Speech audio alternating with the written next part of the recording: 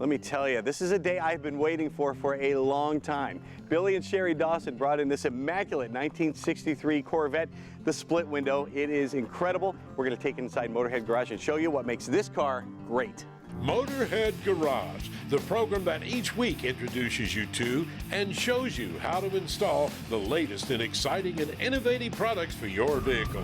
Motorhead Garage is presented by NHOU Protective Coatings. Now here's your host, Dave Dobson.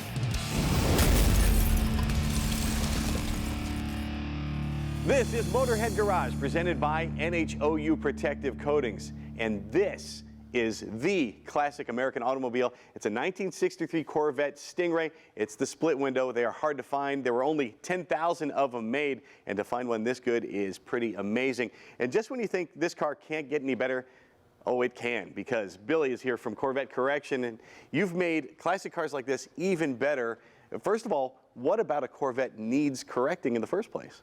Well, we started this business with the first generation car, and those need a lot of correction. These cars were pretty good cars.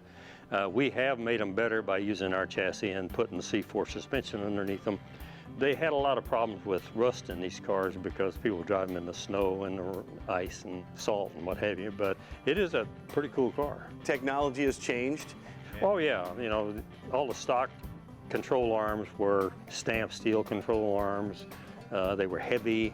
They had a kind of a poor setup on the rear suspension.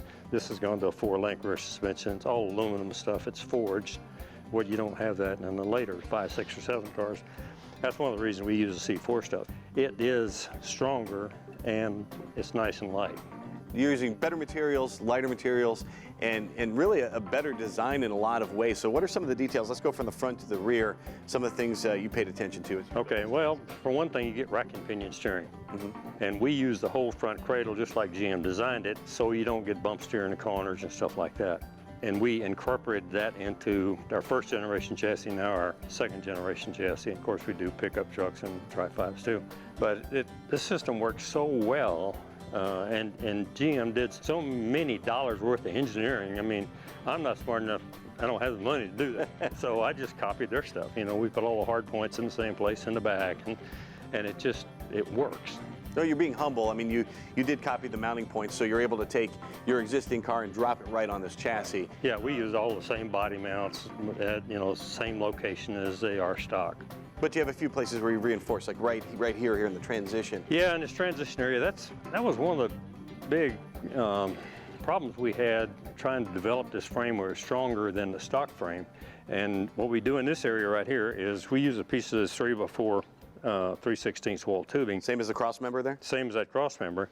Inside this box, it goes from here to here and it welds in, and then this box slides over the top of it, and then it's welded in. And then it transitions into this area right here. It's a triangle piece that we put on this 3x4 box tubing to give it more rigidity. So it keeps it from flexing in this direction. We're trying to keep the flex out of the cars, and we've been able to do that successfully with reinforcing this box. The first one I didn't put the box in there, and it had less flex than the original frame, but it was still more than I wanted.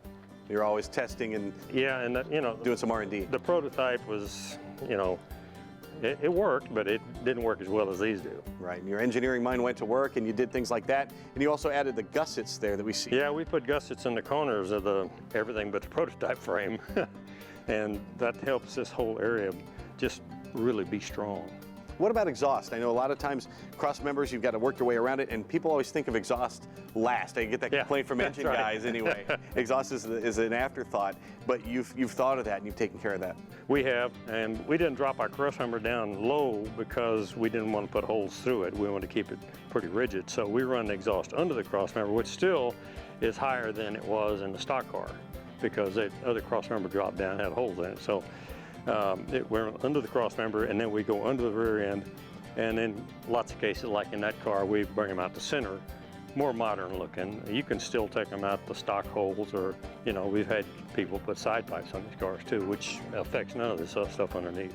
Last time you were here, you brought a 62 that was immaculate, and I still tell people it's the best car I've ever driven. You mind if I take this one for a spin? No, you need to. Let's do it. Let's go. Billy, this car is amazing. It looks incredible and it drives just as well. I know the burning question from people is, what are they going to have to do to their car? How much are they going to have to cut it up to mount it to one of your frames? Not a lot. I mean, just take those 2 jack welds out behind the seat here, and we have a fiberglass panel that glues right in there. And that's the only thing you have to do. The body will fit right on the frame other than that. And the only reason we have to do that is because the bigger pumpkin, what have you. Gotcha. Well, this thing is amazing and handles as well as any new car I have ever driven. You really got a winner here. And anybody with a classic Corvette, with a Tri-5 or Chevy truck, you're going to want to check out Corvette Correction, because everything starts with a really good foundation. And this is a really good foundation, Billy. Well, thank you. I appreciate that. This is, I've had guys drive these cars that own C7s, you know, 16s and 17s, and they said, we'll sell our car, just have one of these instead. Well, like I said, you've hit a home run here. This is amazing. You can check it out at CorvetteCorrection.com. We'll be right back with more Motorhead Garage presented by NHOU Protective Coatings right after this. Do not go anywhere. Well, actually, you know what? I might not come back. I just keep on driving. Keep on going. That's all right.